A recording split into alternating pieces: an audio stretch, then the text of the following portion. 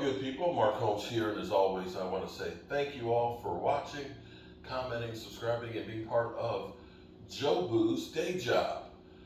And I get asked by people. I am a carpenter, cabinet maker, kind of a jack of all trades, master of none. That saying, actually, my wife let me know that there's more to that saying than just the master of none. What's been lost over the years with that is they've shortened it to make it seem like it was actually a bad connotation. But actually, the jack of all trades, the master of none, is better than the master of just one. And that is truly what I am. Here we're standing in a house that was built originally in 1908. This house had a brick foundation in the lower portion over here.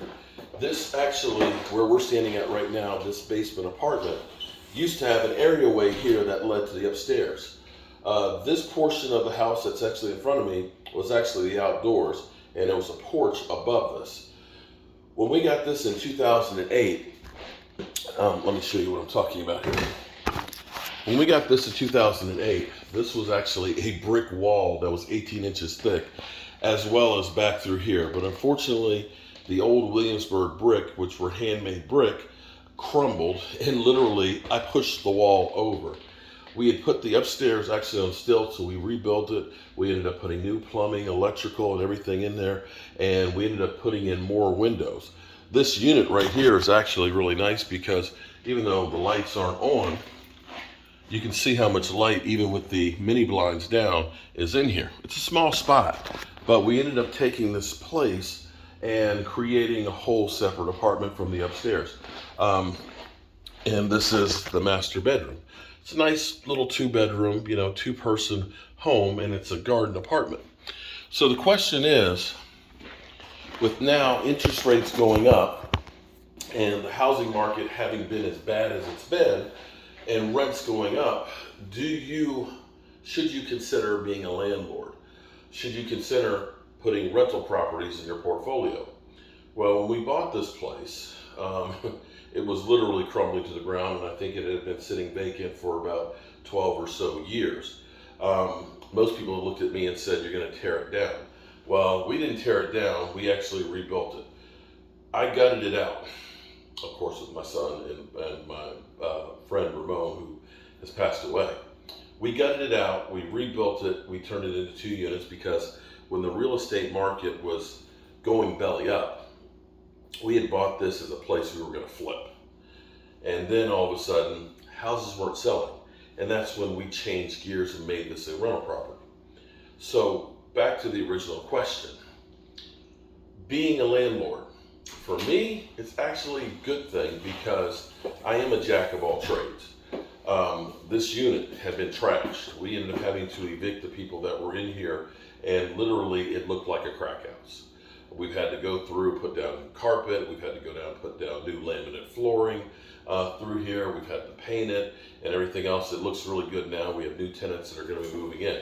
But because I am that jack of all trades, instead of me, for example, having to pay $1,200 for somebody to replace my hot water heater, I can go through and buy the hot water heater for about $350 and change it myself in a couple of hours.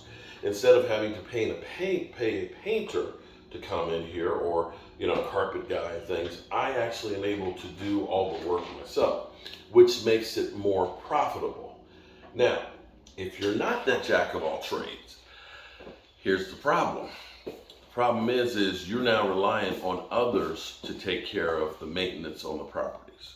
For me, the reason why I go through, instead of saying, yeah, this thing might make it, I would rather go through and put in a new toilet, so that way I know it's not going to leak. When I got this place, we stripped out all the plaster and all the lath, and we redid all the electrical wiring, all the plumbing and everything else, because that way we know it cost me more in the beginning, but it would cost you even more if you find out that the wiring from the old house wasn't good and somebody's already living there. because then you've got to deal with somebody else that's there. In the time that we've actually had this place since 2008, we have had to replace one air conditioning unit. We've had to go through, of course, and paint and replace carpet and things. But for the most part, by going through and making sure everything is done right to begin with, I get very few calls. A lot of people will get a place, they'll slap some paint on there, they'll say the carpet's okay and stuff, and they'll just rent it as it is. Well, that's where you're going to have problems, because things inherently no longer are made to last. You're going to have problems. And that's where the real money comes in, is if you're having to pay somebody. For example, when you go to Home Depot or Lowe's or wherever, you see that $29 bathroom faucet, and you say, okay, I'm gonna get that one, it's cheap. Well, here's the problem. They look nice, but a lot of those have almost aluminum foil thin layer of metal on top of it. In a year, it starts corroding and coming off. If you don't put that in there, guess what? You gotta pay a plumber to put it in. That plumber's not gonna come in there for $29. He's gonna charge you about $125 or more if you can get him in there to replace it. That ceiling fan, that's $29. Typically, it's almost like you have to assemble it like you're on the assembly line. And they don't necessarily last that long. Getting better equipment, better appliances, better pieces in there are key on having a rental property. And unfortunately now today, a lot of materials that we used to get even 12 years ago were better built actually 12 years ago than they are now. For example, doors. The doors are so thin, if you buy at Home Depot and Lowe's, that if you end up putting in the doorstop at the top, the sucker tracks it right away. That's where if you spend a little bit more money, you get the solid door, it's $25 more, it's harder for them to go ahead and break that door open. And these are things that you learn in time of renting properties. So here's the deal. Because there were so many people that went crazy buying houses, because a lot of them spent more money than they should have, the market went crazy, which you're probably going to see by the springtime if the recession is actually going to be there. And now that the interest rates are going up and stuff, and people that have variable rate mortgages, you're going to probably see a lot of houses that are going to be distressed. That'll be short sales. That will now, price will come down on them. And now you can get more deals because the seller is going to be more motivated. That's actually the time to actually buy properties, not when they're sky high. And I was once told, you don't make your money when you sell the property, you make your money when you buy the property. And also, you don't buy it for the short term. Most people will go through and say, oh, flip the property. Here's the problem with flipping. Unless you reinvest the money immediately, you're going to pay capital gains on it. And that basically the government's going to have their hand out. They're going to take a big chunk of your money. Or you keep floating into the next property, next property, next property. Long term, rental property, you're not going to get rich off of every month on it, but you're able to deduct all of the expenses that you do on your taxes. The interest that you pay the bank is going to be deducted. This is now a business, and of course, when you have to go through and take care of it, those are expenses that get deducted for. And as I was also told, the good Lord ain't making no more dirt. The value of property will continue to go up. My parents bought their house for $18,000 in the 60s. Yeah, $18,000. What it's worth now, it's unbelievable. So you buy and you hold on to it.